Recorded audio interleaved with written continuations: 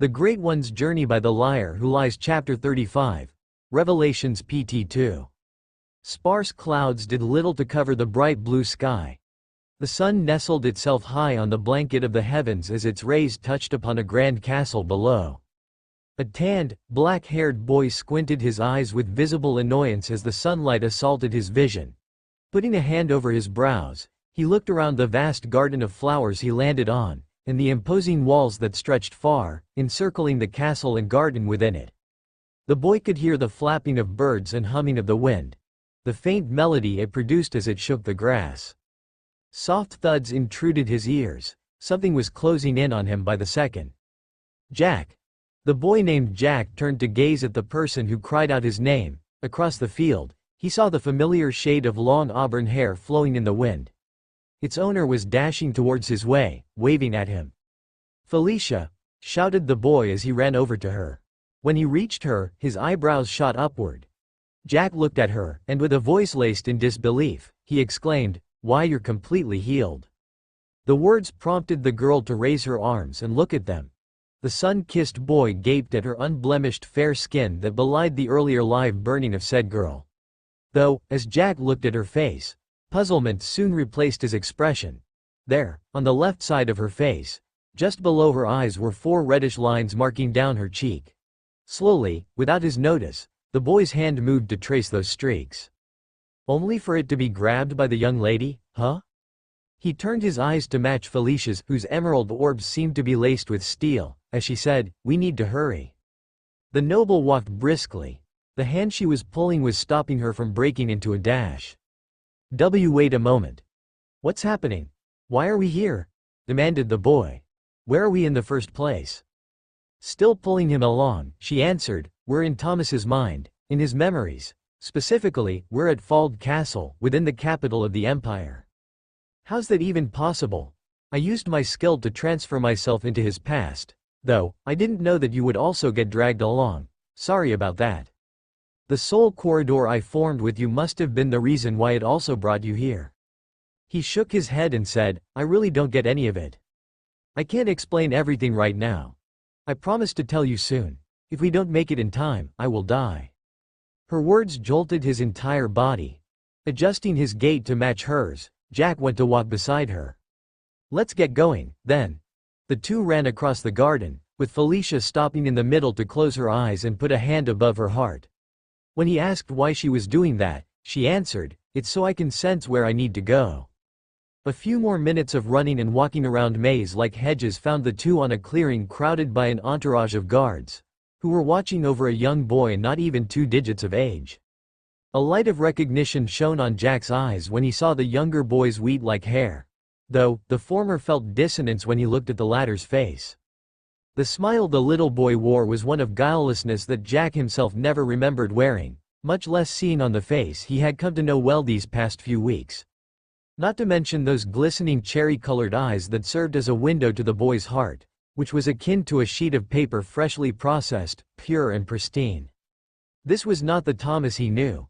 No, this was a stranger who would one day become him. Little Thomas was currently tending to a flower, his lips curled upwards. The dirt smudged on his royal attire created a contrast between royalty and childishness. Faint flapping sounds suddenly entered their ears, quickly becoming louder. The little boy stopped what he was doing and turned to its direction. The faint smile he wore became wide as he stood up and ran towards it. A shrill cry abruptly assaulted Jack's hearing. The vibration came like a wave of needles piercing into his mind. The boy let out an involuntary scream, clutching his head and falling to his knees. He could faintly hear Felicia's voice swimming through the noise. A long-forgotten memory resurfaced.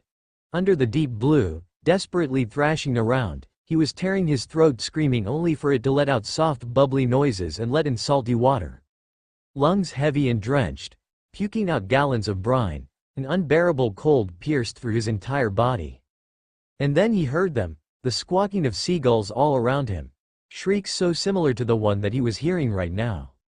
It took a little while for the boy to calm himself. What was that? Thought Jack groggily. When he came to, he realized he was on the ground, and the girl he was with was looming over him, staring at him worriedly. She asked softly, "Was it because of your hearing?" His eyes widened a little. "Is it so obvious to notice?" Felicia chuckled. "It kind of is, with you always trying to show off."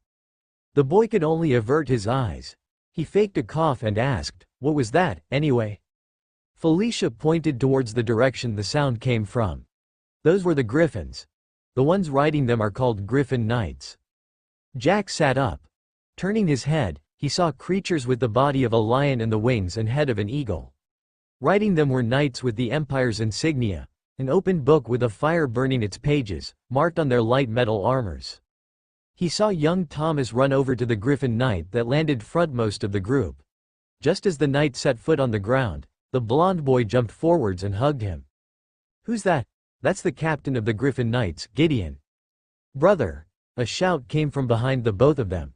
Jack became more alert and tried to hide somewhere, but he was stopped by the girl. "Won't it be bad if anyone sees us?" Felicia shook her head. "They can't see us, and we can't affect anything here. We can only watch." Soon enough, a brown-haired boy younger than them but older than the blonde one came running past them, ignoring them as if they weren't even there. He ran towards the same knight little Thomas was hugging and did the same thing. Jack looked at Felicia for an explanation, to which she answered, "Those three are the princes of the Empire of Andalore, Gideon, Henry, and Thomas Fald." Fald? That wasn't right. The boy remembered that his blonde friend introduced himself as Thomas Slate, not Fald. Felicia saw the first memory she encountered and sighed in relief. She explained to Jack about what had happened. One of the abilities of her newly acquired skill, Heartfelt, was to experience the memories of her target. Of course, that wasn't all there was to it. She still didn't completely comprehend it, but from what she had gathered, this ability was meant to be used to form a bond between her and her chosen target by sharing each other's memories. Though, she needed the consent of the target to go through it smoothly. Even then, if both of them didn't understand each other enough and didn't come to some sort of agreement even after the sharing, then the bond wouldn't form. If that were to happen, she would face some form of mental backlash. That was if the target had consented. Because she wasn't able to reason with the prince, she activated the skill forcefully. The difference was that if she failed to bond with him, her soul wouldn't be able to return to her body. She wasn't entirely sure what that meant, but she figured that that would be no different from dying. Additionally, because of the forceful activation, she needed to find the memories on her own instead of going through them automatically. She had a limited time to find and witness each memory. If she wasn't able to make it in time, then she would suffer the same punishment. In hindsight, this was a really bad idea. With a clearer mind, she realized that she could have just stayed away from Thomas until he came to his senses. Then she would have been able to console him without being burned alive. Alas, she herself was mentally distressed, and people tended to do stupid things in the heat of the moment. But it wasn't all terrible. She was able to acquire a skill, after all. If she survived this, then entering the academy would be much easier. Chapter 36. Revelations PT3. Wait, stop. I can explain. On the rooftops of his sister's house, Volgoa crawled away from the person who just landed beside him. Holding an exotic curved sword with both hands above him. The blade was literally about to cut him in two. He could see the sword descending, the last of his adrenaline allowing him to see it slower and more clearly. He didn't know whether this was a blessing or a curse. Before it touched him, however, a hand shot out and grabbed the blade of the sword from the side. It was then he realized there were two more people on the roof. One was a man in his later years, the other was the one who saved him from being cut in half. He recognized her as the heroine who had confronted him a few days prior, Rimuru. "Now's not the time," she said as she looked below. That made the blade and the other man also look down. It was then they realized what she meant. "Felicia!" the other man shouted, horrified by the state of the kids. He frantically looked for a way to go down before he was carried by the blade downwards. As the man started running towards the three children, Rimuru landed before them first, followed by Volgoa, who put himself behind her to shield himself from the blade. Before the older man reached them, the woman held her arm upwards. "Hold it." The man looked baffled and indignant. He looked like he was about to shout at her, but the blade held him in place. The swordsman gazed at him deeply before shaking his head. The blade himself was just as worried about his disciple. The only thing stopping him from dragging Thomas out of there was the mysterious Rimuru herself. With just a look from her eyes, he knew she was about to do something. With her student also there, he was almost certain that the woman wouldn't be up to something bad. Holding onto his promise to the Archmage, he decided to trust the woman and hold still. The three men saw a flask of glistening blue liquid taken from somewhere behind Rimuru's cloak.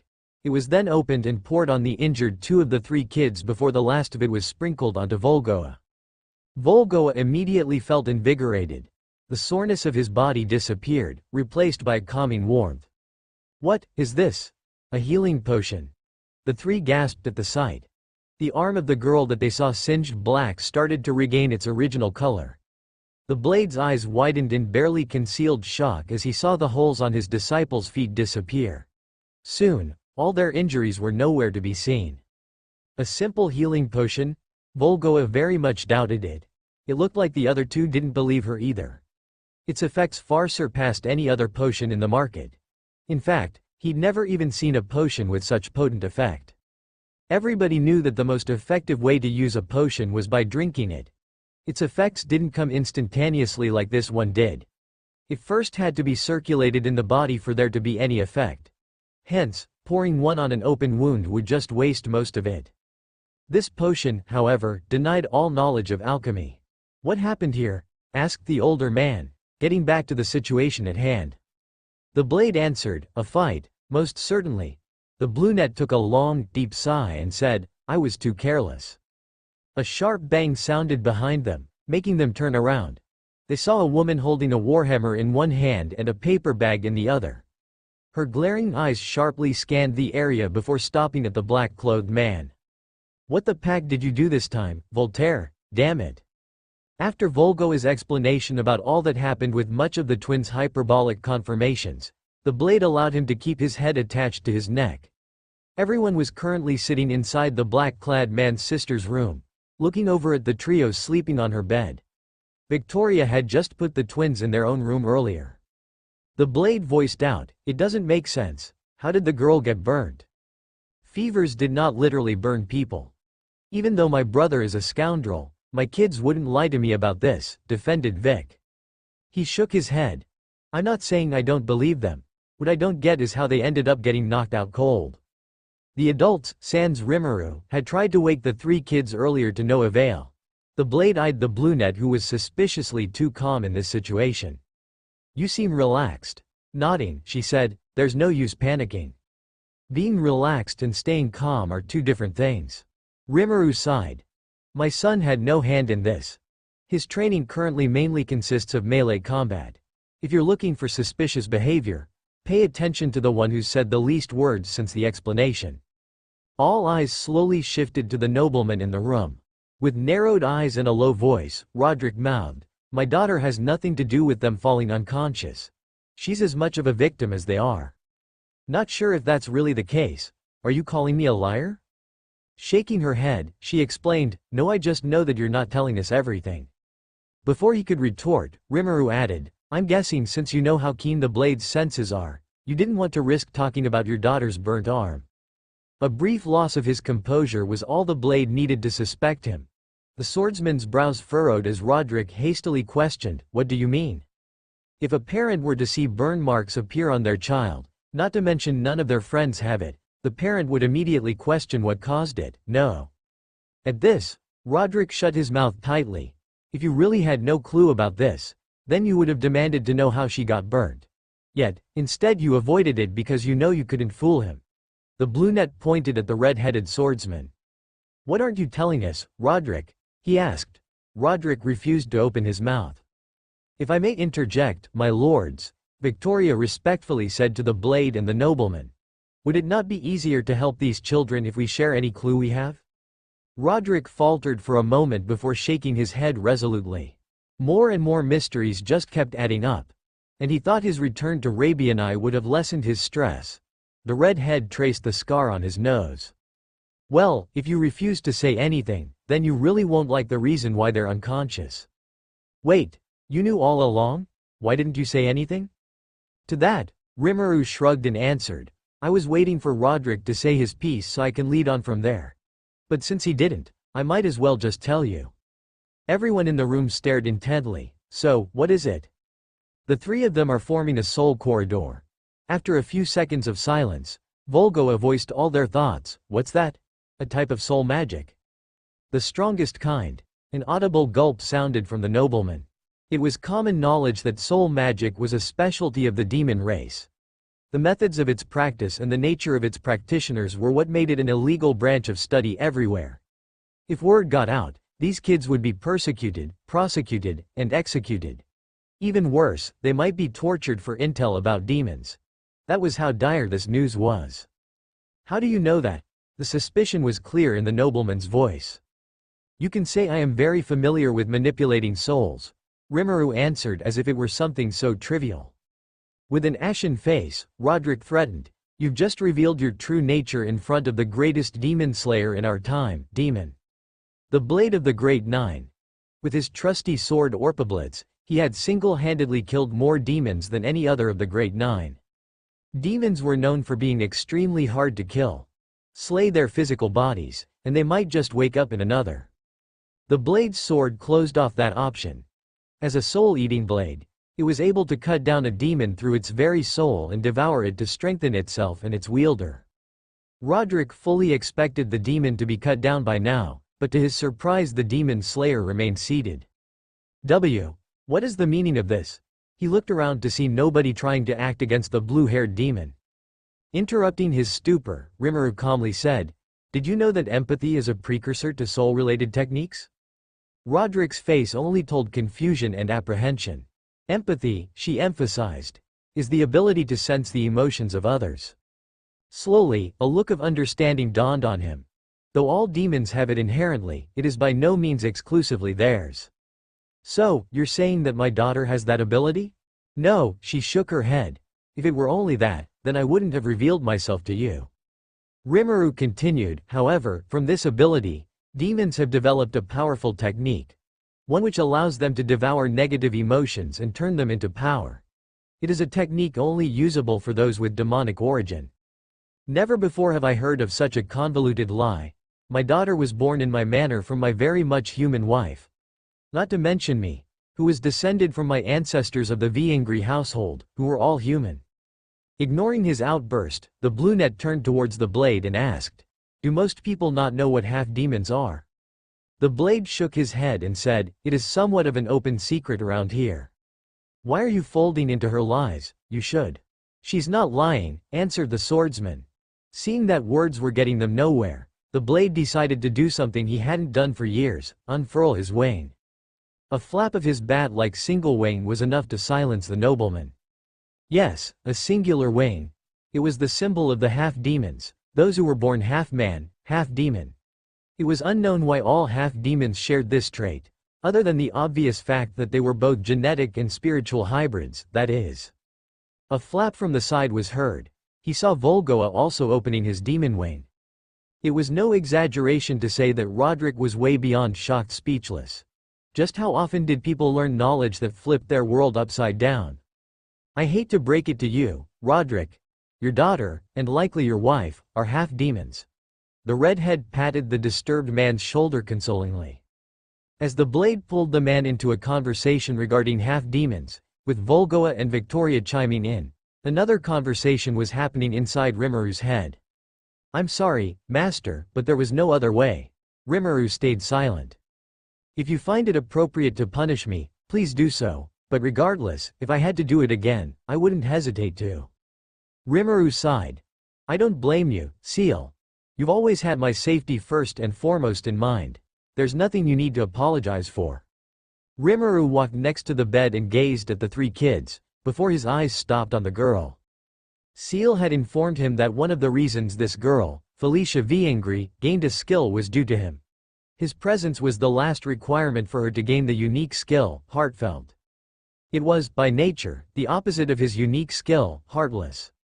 The unique skill may have been absorbed into a colossal amalgamation that was his current skill, but it was still there within him.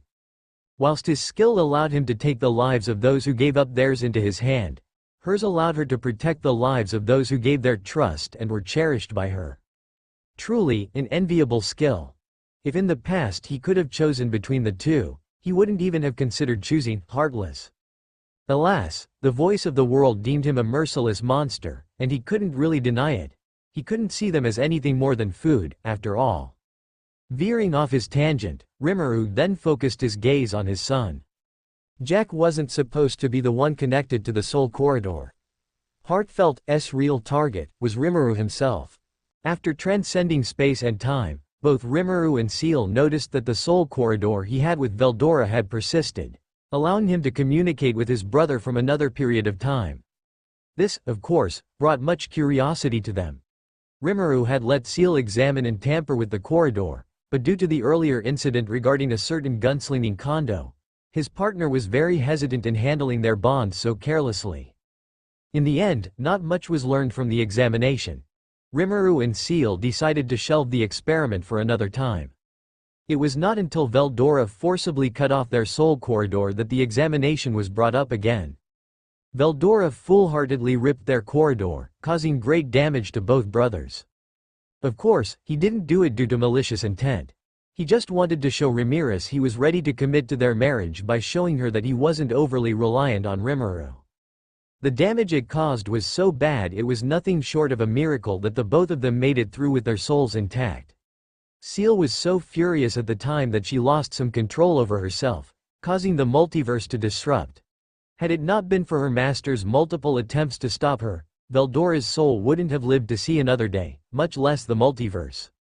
The incident apparently took away any trust Seal had left with Veldora and gave her several bouts of paranoia regarding Rimuru's safety. How paranoid was she during that time? The whole process of his recovery was handled by Seal and Seal alone. She didn't even let a single soul come near him until she was certain he was alright. Any attempt to defy her was dealt with viciously and instantly. During the tearing of the corridor, some souls he had devoured in the past managed to escape him. Some from Falmouth, some from the Empire. Some were the monsters he killed in the early days, heck, even Clayman escaped. But the two who he noticed were missing right off the bat were Shizu and that packer Yuki. It took years to bring that false god down again. It wasn't because he was too powerful. Guy could actually overpower him in a fair fight. It was that he was too sneaky. While inside him, Yuki had analyzed Seal and found a way to bypass her senses, which at that point was literally multiversal. If he weren't such an asshole, Rimuru would have commended him for his ability. Supposedly in utter spite, he also made the other escaped souls disappear from Ciel's observation. Seal was, predictably, outraged. First Veldora, and then all this mess? When they finally caught him, Rimuru made the sound decision to stop Yuki once and for all, apologizing to Shizu in his heart. Seal voluntarily, demandingly, helped by tearing his soul piece by piece before permanently destroying it. She did it in the Azathoth Mass just in case he somehow lived through that. They had eventually found a way to find the souls, though only after they died in their new life. Somehow, the escaped souls had the tendency to cause great impact and change in their new life. By sensing the soul's extreme karmas upon arrival to the Well of Souls, Ramirez's domain, they were able to determine whether the soul was an escapee or not. In the Well of Souls, these escaped souls were given a name, the Chaotic Souls. They were the ones who escaped the void which was Rimuru's stomach. After some meetings and talking, it was decided that the souls which were much more tame than other chaotic souls were given the chance of reincarnation, though with the erasure of their previous lives' memories. Meanwhile the worst bunch were either devoured once again by Rimuru or sent to the Azathoth Mass. To this day, there were still a number of chaotic souls they couldn't find. It was either they never died or that they had their own reincarnation cycle. By the time he realized it, he had hopped into an even larger tangent than the last one. Anyway, where was he? Yes. Instead of Jack, Rimuru was supposed to be Heartfelt's target. Due to the events he had just recollected, Seal understandably did all she could to prevent him from forming another soul corridor with anyone. The skill's appearance was so sudden that it almost took Seal by surprise. She did all she could to stop the soul corridor from forming and found out a way to counter it. Instead of the target, the corridor could be redirected to someone who the original target had an emotional bond with. Though, the physical distance between the three parties also mattered. Essentially, Jack was used as a scapegoat by Seal. He would be lying if he said he was okay with it, but he couldn't really fault Seal either. Rimuru just had to keep a closer eye on these three kids, to make sure no soul-tearing kind of bad luck befell on them. What Rimuru didn't know was that Seal herself was actually the other possible choice for the corridor. It was just that she refused to be bonded with anyone other than her master. Rimuru moved his hand to trace not Jack, but Felicia's left cheek. On it were 4 reddish lines going down from her left eye. He of course remembered the other person who had the exact same markings. The previous owner was human, though. The soul he detected within the child was mostly human, but had a smidgen of demon within it. He wondered if chaotic souls were harder to demonize. This child's soul was technically chaotic, after all. It might have been the reason why she was able to absorb emotions but was unable to properly convert it. For the first time in a while, through his faintly smiling lips, he whispered out in the language he and the girl's previous self were native to. Japanese. "It's good to see you again, Shizu."